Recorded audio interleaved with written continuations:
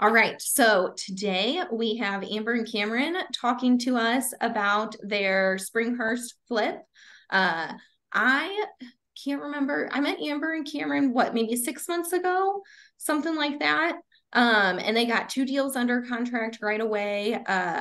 And they, in my mind, are just entrepreneurs at heart. They are go-getters. They just really went after it, but they also are really good about being thorough and looking at what they're doing. They're not just go with the whim kind of people. They really thought through everything that they were doing. So, anyway, I'm excited to have Amber and Cameron share their story, and we'll have questions at the end. So, take it away. Awesome. Thanks so much, Rachel. Thanks for having us. As Rachel said, I'm Amber King and Cameron. And we decided to jump into the real estate investing world with just head first. And we'll kind of walk you through one of our projects. But in in other days, I'm actually an insurance wholesaler. So I'm an insurance rep for employee benefits. And then we also own a painting company, so King Painting Pro. And so we were able to kind of, have a little bit of background. We've done some investing in the past, but it's been many years. So this was our first, first go at it in quite some time. So let me see if I can share my screen here. Here we go.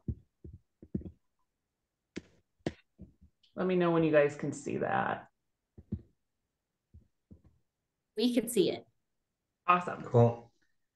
So case study on Springhurst. So this was in Florissant. We actually started our investment, search in the St. Charles County area, which is where we live.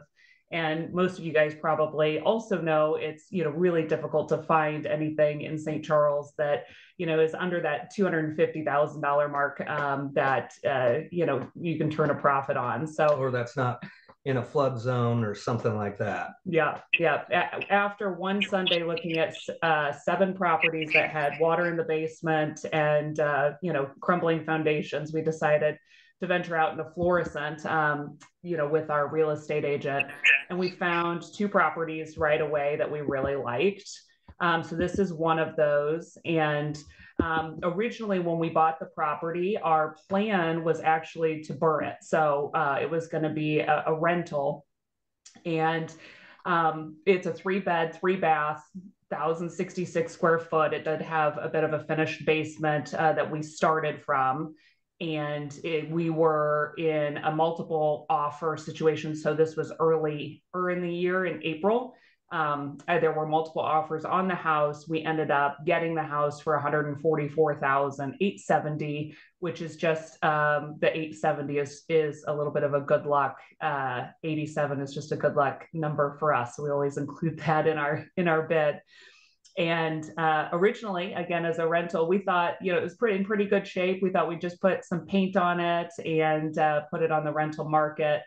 And our strategy kind of changed along the way, which we'll share with you guys a little bit. And the ARV on it was 200,000 when we bought the property.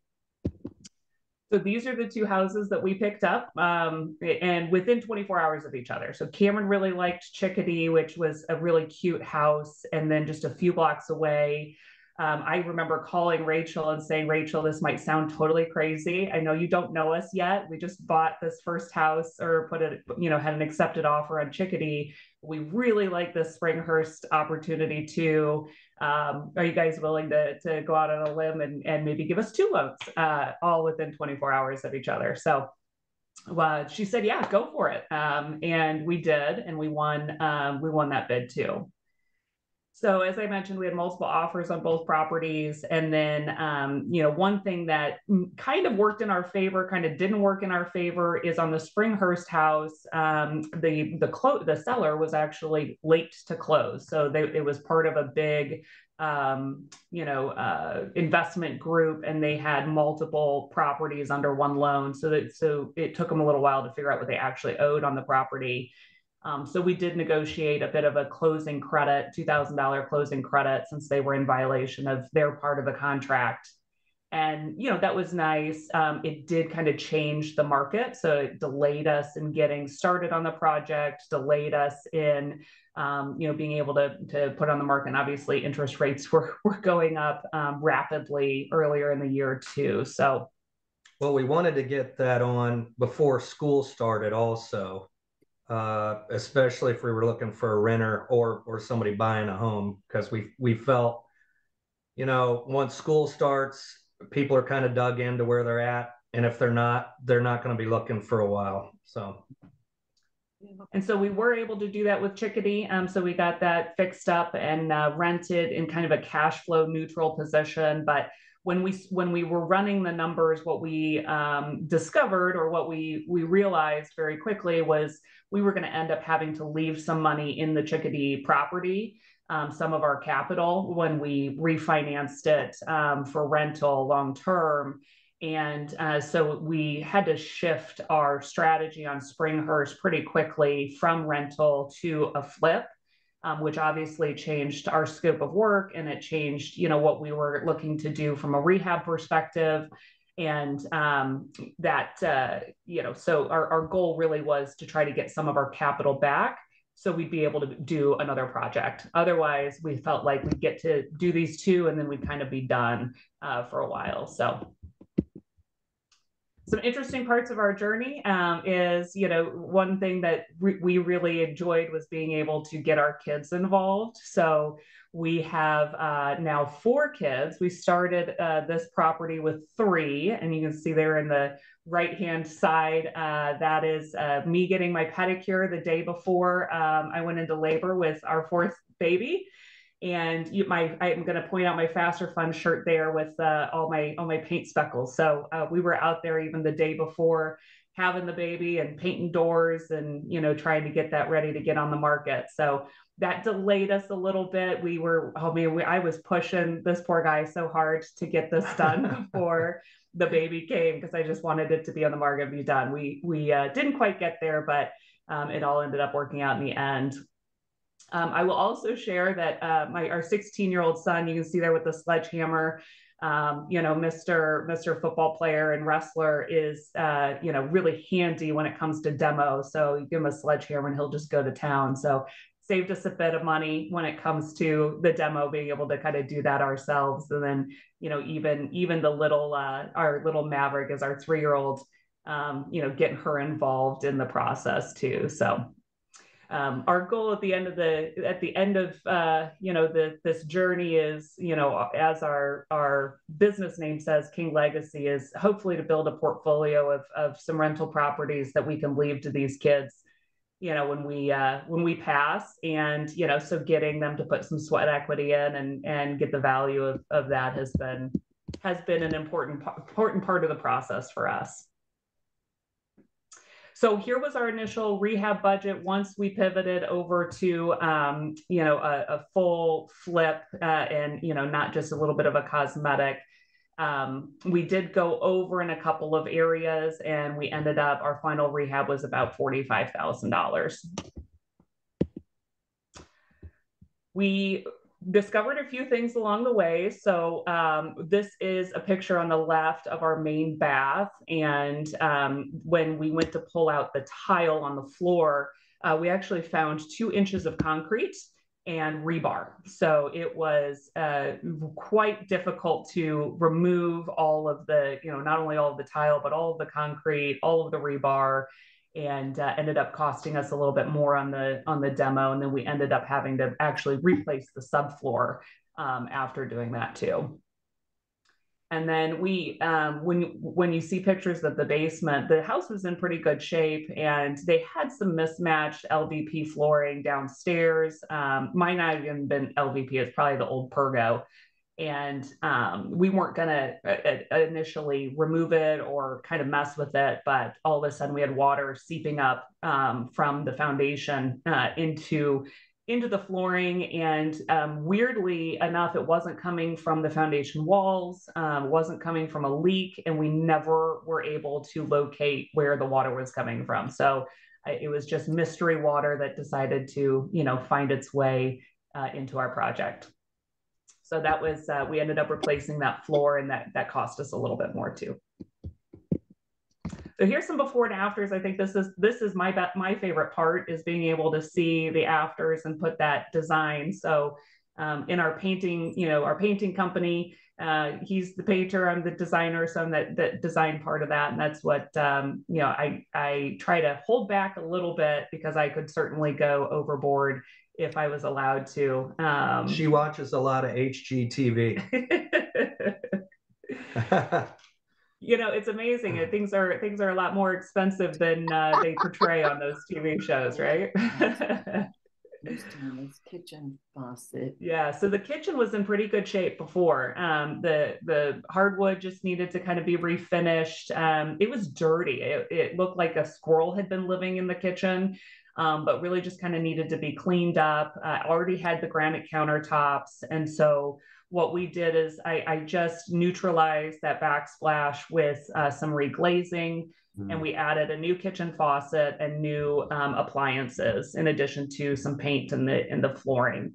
But I think it really, once it was cleaned up, turned out pretty nice. That was something that really drew us to this house, was the idea that we wouldn't necessarily have to put in a brand new kitchen and the expense that goes with that.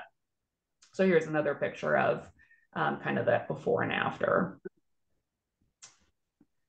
This is the master bath, and so one of the things that was new to us is really being able to work with somebody that does the tile reglazing, and I thought that turned out really nice. I even bought a new shower pan. I debated redoing this and putting an all new tile in that shower. I think this turned out really, really nice. I was surprised by, how nice and what they could do with that reglazing in the shower. So we simply pulled that shower door off, had it reglazed, new shower door, new trim, toilet, vanity, mirror, etc. And then we put in a little pop of color that you'll see it actually matches. It pulls from the front room. We did an accent wall. And I think that, that just kind of helps kind of set it apart and stand out a little bit. This is the main bath that you saw before, with the tile that and the 2 inches of concrete rebar that we pulled out. So we replaced everything in here, took it all down to the studs, replaced the subfloor. I think that, knowing what I know now, maybe we would have looked at, instead of trying to remove that old, was it cast iron tub? Yeah. Maybe reglazing that next time. And then the tile also wasn't in terrible shape, just really needed to be cleaned up. I think, if we were to try to save some money on the budget next time, we would go through and maybe reglaze this and leave those floors. However, I think the design and that upgrade really helped us to kind of push our price, at the end of the day. And so it's kind of, can you get that money back, or do you save it and get more of a regular market price?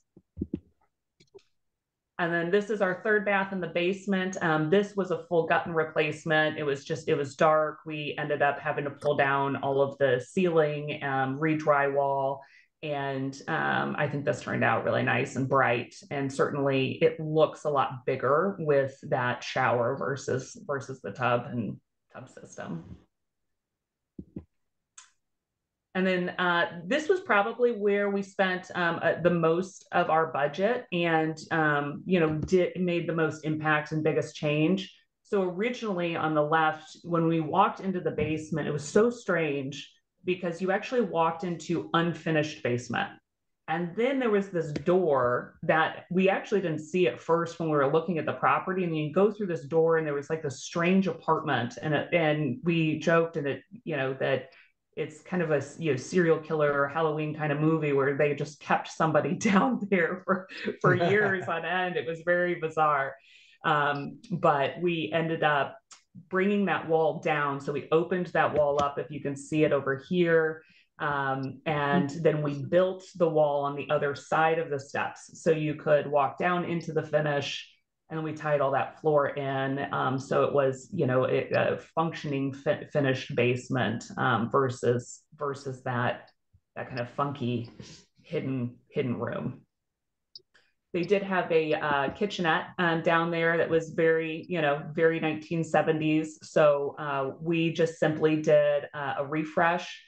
Cameron refinished the cabinets, we put on new hardware, and then we reglazed the old tile, as well as some new countertops. So there was, the countertops were a great price per square foot, and it came with installation and a free sink. So the granite was going to be about the same for us as, a laminate countertop or otherwise. So we liked that and went that direction.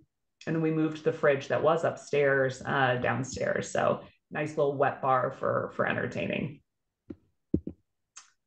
And then this was a neat lesson learned too. So I really struggled with this when we looked at, and then when we first bought the property, on what I was going to do with this old kind of ugly tile right in the entryway when you walked in. And I knew it was going to be really costly for us to tear it out. There wasn't, we didn't know if there was hardwood underneath and if we'd be able to refinish that. So I had seen on an ad on reglazing, or not reglazing, but resurfacing tile regrouting.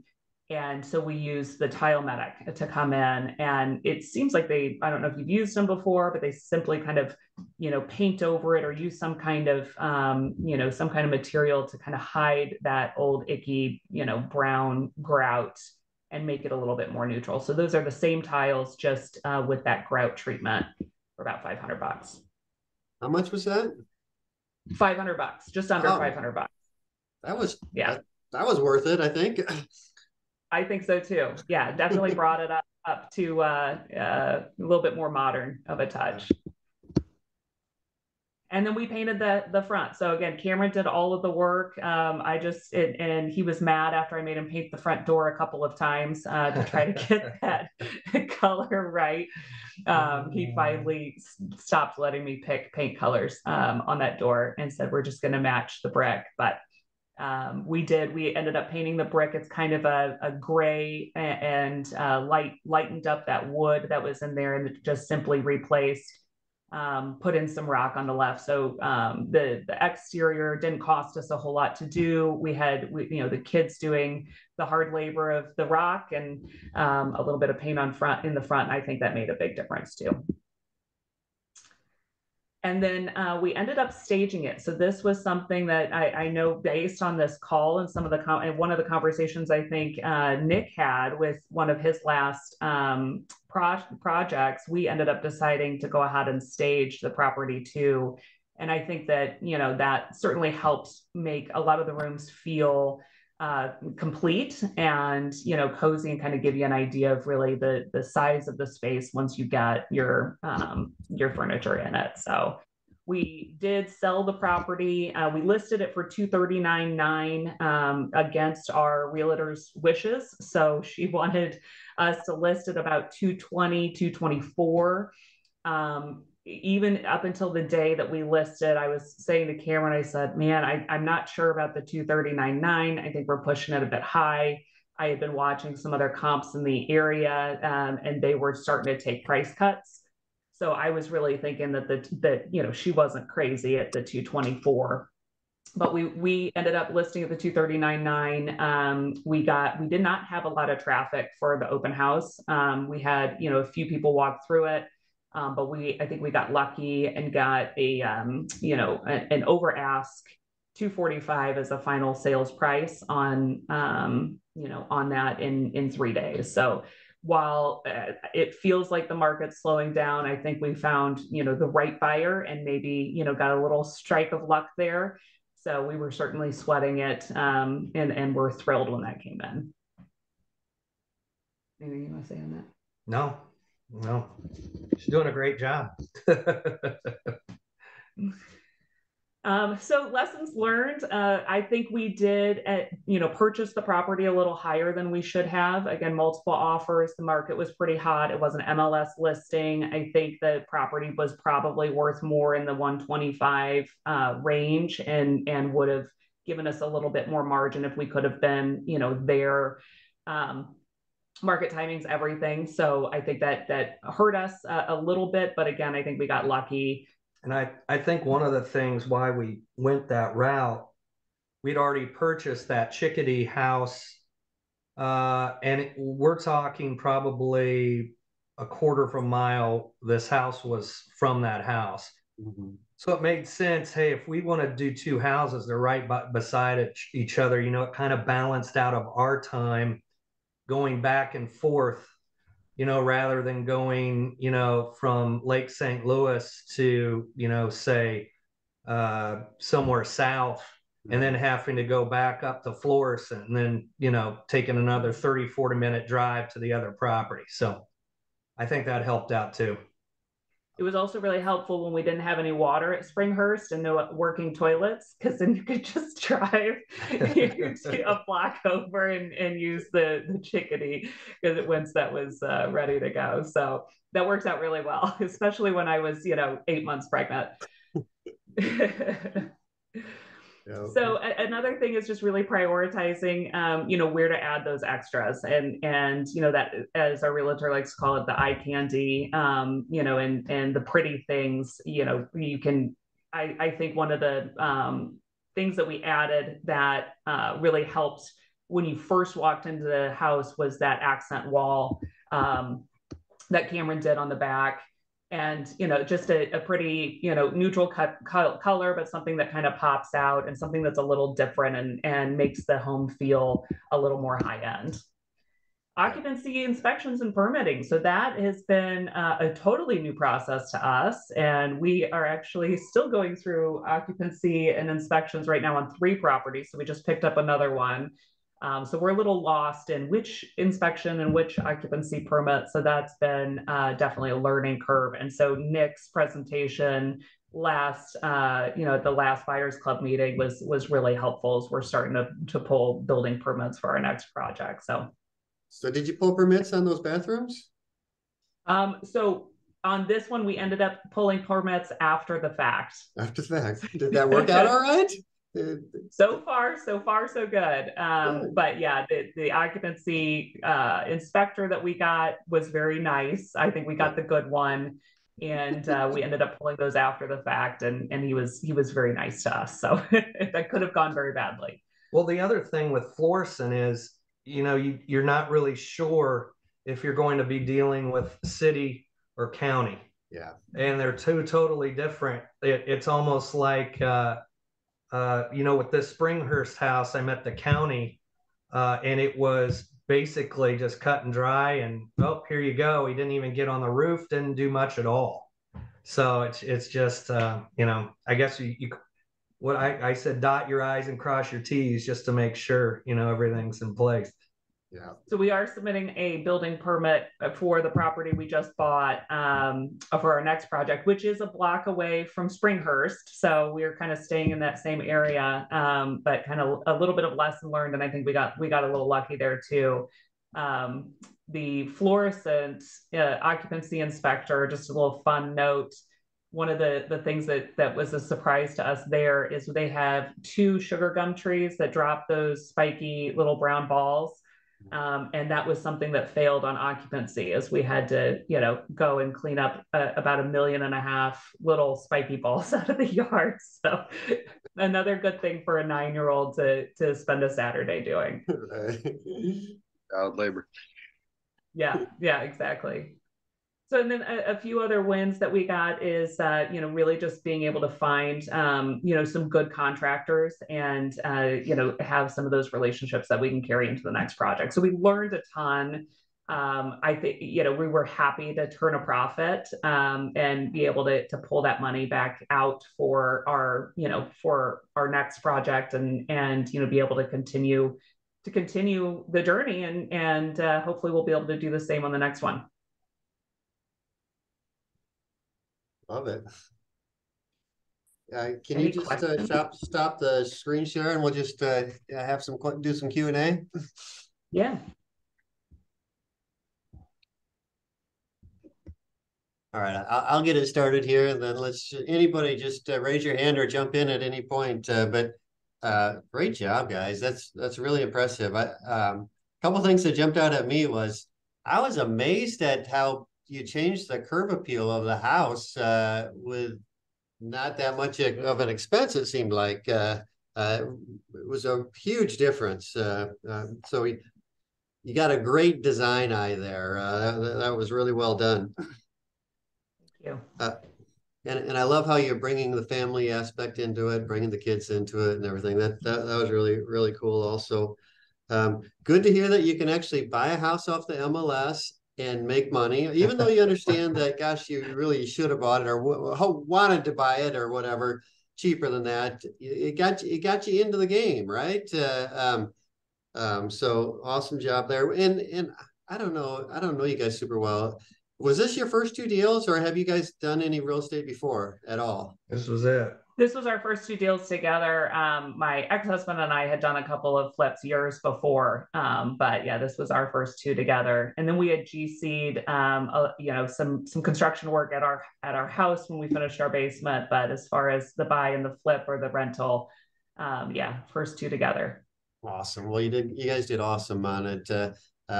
Just a little plug for our club this month. We're doing an acquisitions panel at our club this month just to talk about all the different ways to buy houses below market. So a lot of people start with MLS because that's just what everybody knows about. Yeah. They don't know about all the off-market stuff. So, but great job on that. I'm curious. I didn't understand why was there concrete and rebar in that one bathroom? Any idea? It wasn't like a heated floor or anything like that. It was just No, we had no clue. Yeah, They are all like that. Oh, you seen that before, Nick? Oh, every single one of them. If you see those little tiny square tile or a little tiny square and rectangle kind of geometric pattern, you pull up that vent cover or look under that transition, you get it's 2 inches of concrete and chicken wire normally, not rebar. Yeah. It's like a chicken wire.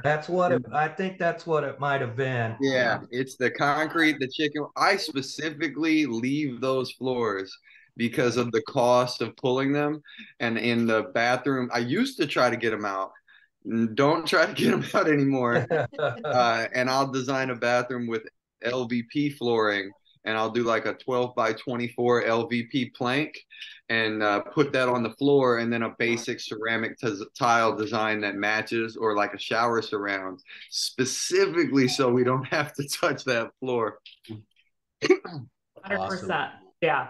We won't be pulling it again. I don't know. The concrete makes it tough, but why they put the chicken wire in there, you almost have to get all that concrete up. You can't just pull that chicken wire because it goes throughout that whole bathroom. You've got to get it all out of there. So the walls too. I mean, in those same bathrooms and those plaster, where in normal bathrooms, you can just take the lower tile section down and just keep going. In those, you have to take pretty much floor to ceiling, the wall down, because that chicken wire and that cement and that plastic gives you no grace. It's uneven, inconsistent. So yeah, horrible. It's a good lesson to learn early though. Couple other things for you guys. I always like to hear if you guys are willing to share contractors that you use, just because it helps everybody else learn good contractors and so forth. So you guys willing to share like who you use for reglazing and who you used for like staging, or plumbers or electricians or anything like that? Yeah, absolutely. So we use for our electrician Excel. So Jose at Excel is fantastic. I just rave about him. He's been on all three of our projects, and I know he's a preferred vendor for you guys. Yeah. I found a general contractor. Well, I shouldn't say general contractor because that's the wrong word, but a handyman of sorts to help us with some of the wall building and such off of Thumbtack, actually. So it's GKN Contracting. So Ryan Crump, happy to pass his name along. He's said he's worked in the Florissant area with other investors. He did some of our plumbing work. So he's got a plumber that he works with for permitting. And then Dazzle did our staging for this one. And then we also used, as I said, Grout Medic for that entryway. That was the first time I've ever seen that done. And I think it turned out really pretty nice. If the tile's neutral and the grout is, brown, that really turned out good. And then our reglazer is, I don't even know the name, St. Louis, and they've done all 3 of our projects. Her name is Marina, but I'd be happy to put the contact in the chat so you guys have it. That'd be great. Thank you. Thank you. That's super helpful to share all of those. It's always good to hear good feedback on good contractors. Open it up to anybody. Anybody got feedback for Amber and Cameron, or questions or comments? Well, I loved all of the little details you did, Amber. I loved the, like, you know, the accent wall and how you tied in the colors. But I think one of my favorite things that you did was changing out that shower door. Because I feel like it really modernized that bathroom and was a huge upgrade. I feel like a lot of times people leave that shower door because it's fine. But changing that out was really, I thought, a great move. I was curious, since you used your kids to do some of the work, everyone does it a little different. Do you guys pay your kids at all, or do you do any like things to help tax benefit wise with that? Yeah, so that's something that we're looking to our tax advisor on. I know my 16-year-old, we'd like to W-2 him for, I think it's like $12,900 that we can W-2 him for, without him ending up having to pay taxes on it. And that could be a real advantage. I don't know if I could W-2 my 3-year-old or my 6-week-old, you know, if exactly where those rules apply. But, you know, I know the 9-year-old worked that day for a new baseball cap. So we pay in interesting ways, but certainly the 16-year-old, he's out there, he's putting in the hard work. And I will tell you, he is a hard negotiator. So somehow he talked us into $20 an hour, and we have to pay him for lunch too. So if you've seen the kid, that's it's not the $20 an hour, it's the lunch that ends up getting, you know, at the end of the day. That's awesome. You guys raised him well. Yeah. And I'm curious to see what other people do there too. And you know, that's something I've heard. It's something that I'd like to do and start to do. Does anybody else W-2 their kids into their business?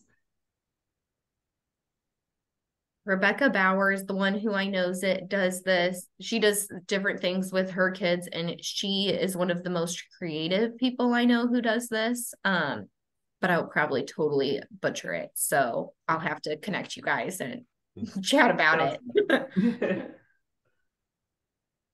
We did a little bit when Rachel and Suzanne were younger, and mostly what they did was like direct mail stuff, you know, things like that. A lot of just at home office type of things, but got out and knock some floors out every once in a while and stuff. As long as we got our bread hot chocolate, we were good. There you go. Cool. Anybody else got thoughts, questions, feedback?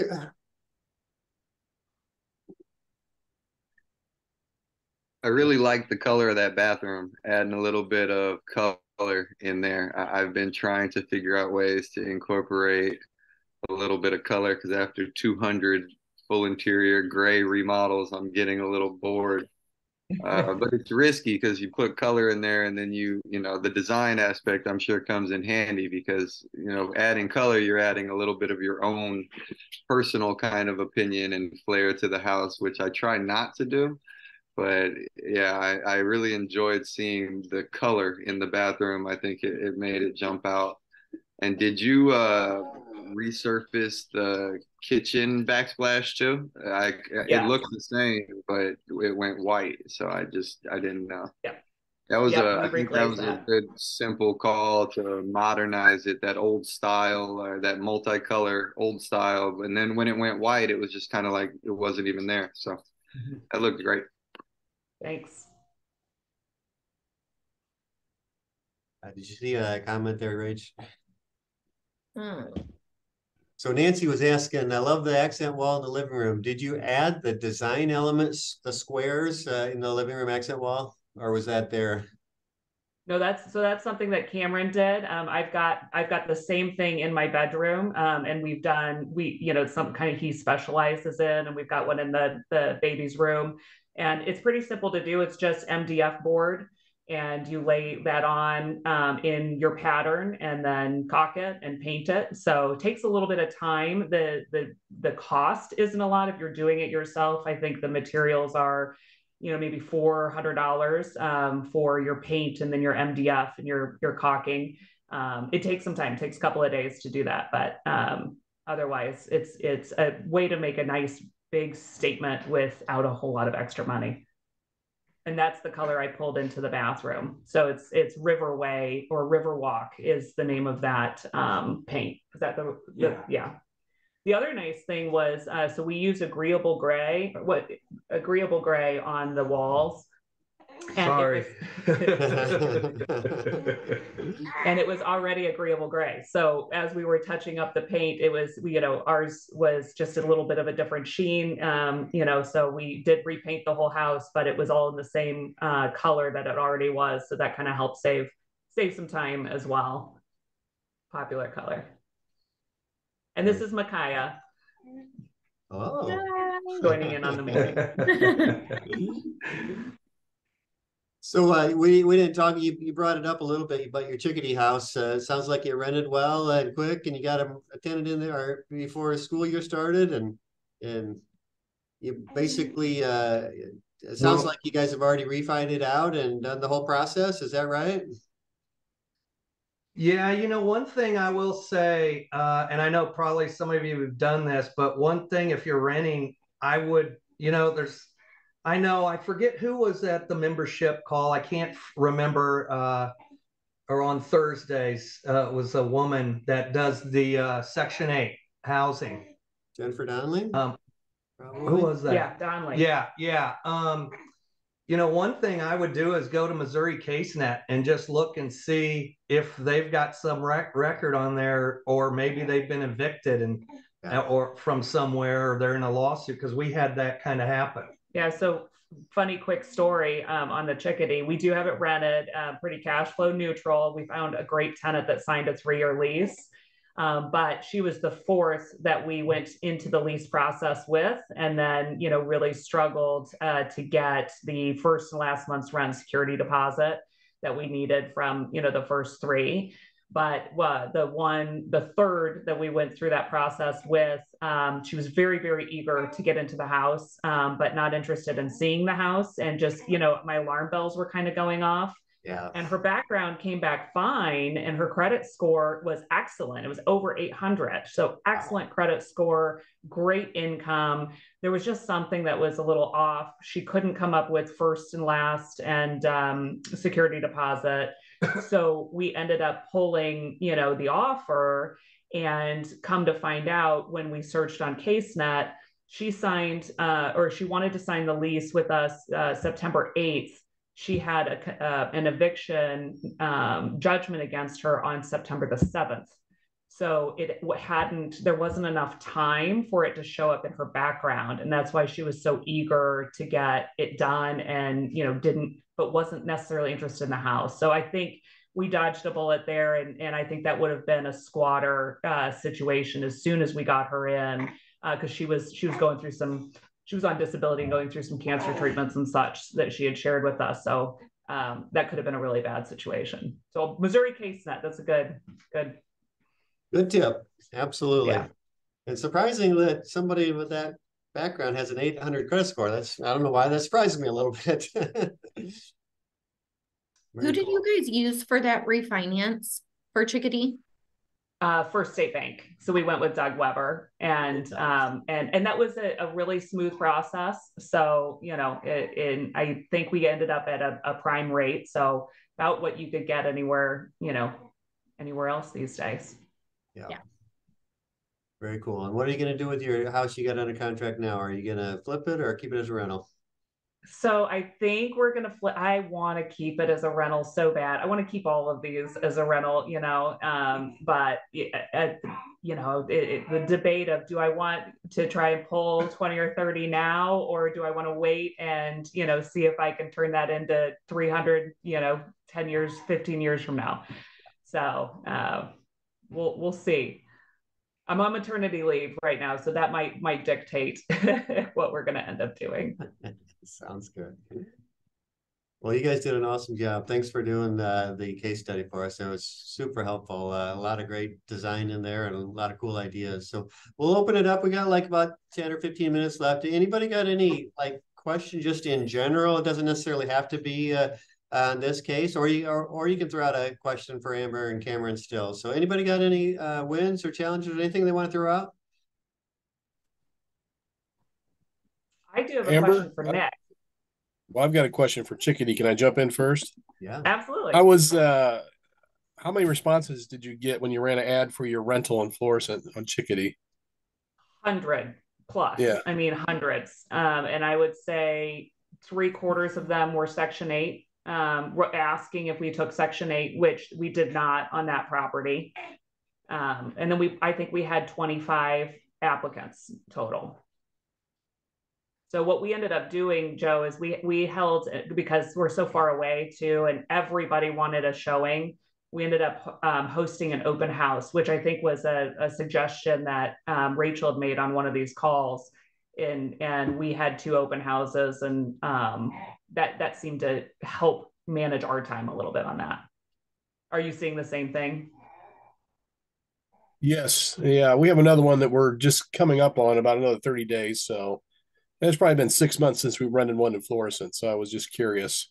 And the rent too, you got top of the market still, would you say, or?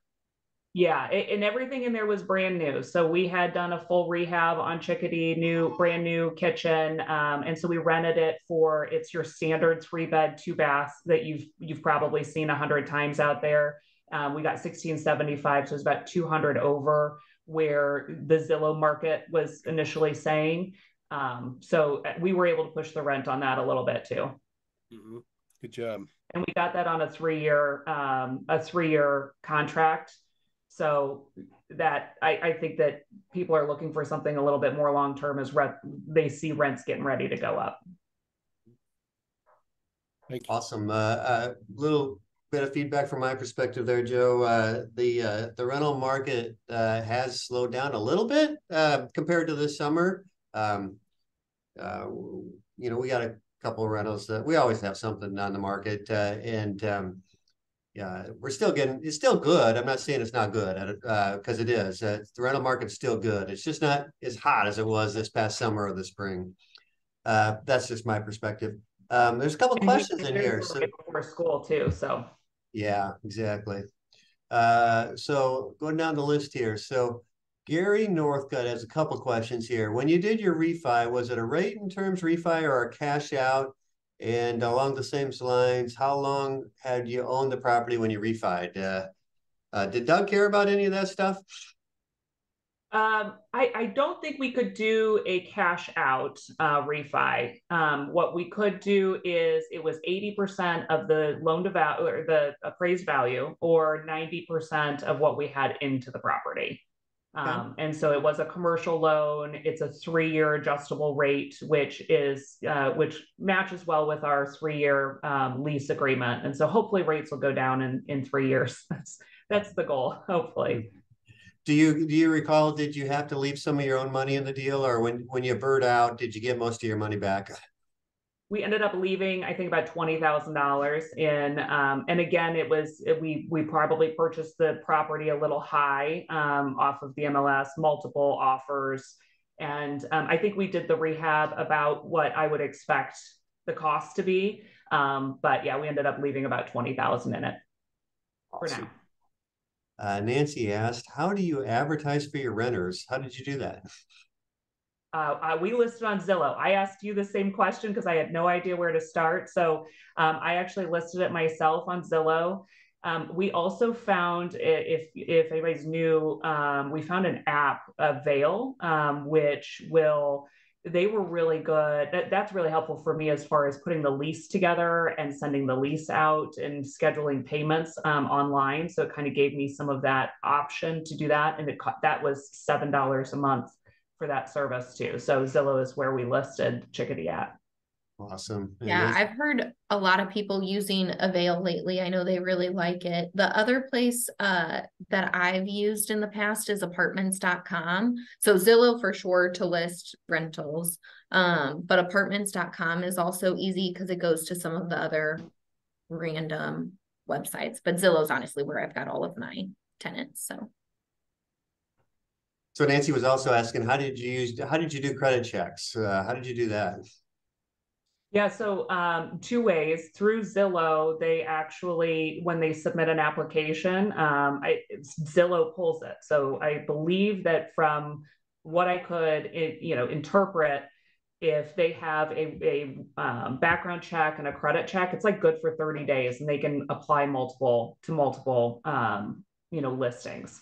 So then we also through Avail allowed them to apply through Avail, and the renter pays for that, or the applicant pays for that. So that pulled background. It also pulled the credit check. And if they listed on the Avail, if they had actually listed a previous landlord, it will actually reach out and request a reference from the previous landlord too. So that was really helpful. So we had both options depending on how we found the applicant. Awesome. I think you kind of already talked about this a little bit. Nancy just keeps pummeling you with questions here, which is awesome. Thanks, Nancy. Feel free to jump on and talk too. So when she asked, do you only show property to people who have completed an app? Oh, there you are. Hi, Nancy. We if they wanted a one-on-one showing, yes. So it got to the point where we had enough interest, and we had a lot of interest, that we wanted to make sure that they were qualified. And that's a little bit of a balance too, because they've got to pay to submit an application before they see the property. And we've heard stories where some of those applicants had been really burned by other landlords in the past. So that's sensitive, but that's where we wanted, holding those open houses were really nice, because then if, they didn't want to go that route, they could come and take a look at it at the open house. Very cool. And I brought my 16-year-old with me to sit at the open house. Yeah, with the sledgehammer, right? Great questions, Nancy. Anybody else got anything? Feel free to jump in. I kind of have a random off-topic question. I'm going to look at a house here in the next couple of days. Looks like it has about 4 rooms of wood paneling. Is there any known red flags, or how hard is this stuff to get off and deal with? Nick, you want to take that? Yeah, we painted over ours. And I've heard of people doing that as well. It's like, what does that look like? Does that come out decent? Do people do that on a regular basis? We just paint it, man. Really? Yeah, unless there's drywall underneath it, because by the time you pull it off, if there's nothing underneath it, I mean, you got a house down to the studs, and nobody wants that. Okay. I walked into a house that one of my investors almost bought once. I walked into with Brian, and this house was super clean. The basement was super clean. The upstairs was, I mean, this was grandma's house. Fooled me. I think I'm on the second walkthrough. I had walked it with the investor. We're like, yeah, go. Brian's the money guy. He comes to walk it. He goes downstairs and he just freaking starts ripping the basement apart. Like, he starts pulling the panel off and looking behind the panel and like shaking shit. And he took a whole sheet of panel off, and there were horizontal cracks, the worst kind of cracks, the horizontal cracks coming from 2 of them, one about eyeball height, one about ankle height, literally running the entire perimeter of the foundation. We already had the house under contract. It was closed. I mean, we were headed to the finish line. This guy had to call and basically like tell them, like, hey, we looked behind your panel and your house is effed up. I called my waterproofer guy, and he said it was about $10,000 a band. So because there was 2, it would have been an additional $20,000 to stop the bowing and the water in that basement. So he got out of the deal. I think he lost his earnest money on the deal, but it was well worth it. So in the basement, because of Brian Schroeder, I look a little harder now. But upstairs, if it's in the main part of the house, or if it's in a bedroom or the kitchen or whatever, yeah, I paint it. And I paint like the extra trim pieces, the outside corners, the inside corners, everything one color, because you just want it to blend. And you would be so surprised how much people like don't even pay attention to what material the wall is. When you make the vertical surface one color, the flat surface another color, the trim another color, you know, keep it very simple paint pattern. People aren't going to come up and really tell one way or the other. You know what I mean? Paint does a lot when it comes to paneling.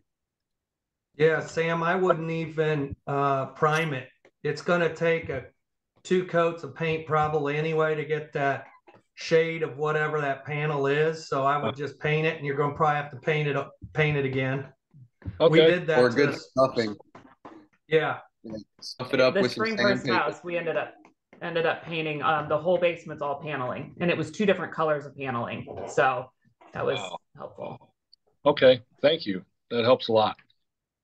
Speaking of paint questions, I have a question for Cameron if he is not busy with the baby. Any tips or tricks for painting cabinets? I know you guys did that at Springhurst, but every time we paint cabinets, I feel like they look like crap. So Yeah, I don't know if that's how it really, always goes, or if it's really got to clean them prior to doing anything to them.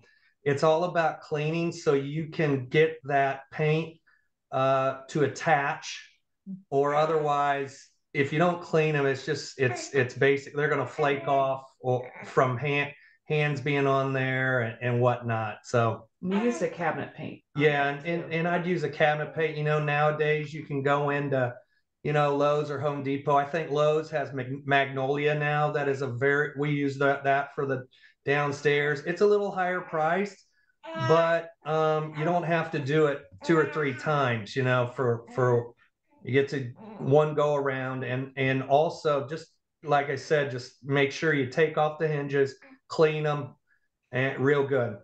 okay. Would you use a sprayer if you have one? If you do, yeah. Okay. But you don't have to. I mean, especially if you're flipping or renting. The ones here at Springhurst, I rolled. I'll admit it. Because in the end, it's almost tougher or more time consuming just to, once you've got everything laid, the floor, the ceiling, to you know, tape and tape around that, and rather than just kind of taking the hinges off and rolling the paint. Okay. Thank you. I appreciate it. Well, very cool, guys. Again, Amber and Cameron, thank you so much for doing this. That was super helpful. Good to see everybody today.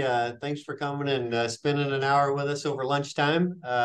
And we'll see you guys all next week. Rachel, do you remember who we got next week? Do you remember? Oh, it's we have Jacob with Magnolia. He's coming to talk about working with agents and getting deals off the MLS, so it flows nicely from today to next week. perfect. All right. Thanks so much. All right. See you guys. Have a great week. Thanks, Amber. Thanks, Cameron.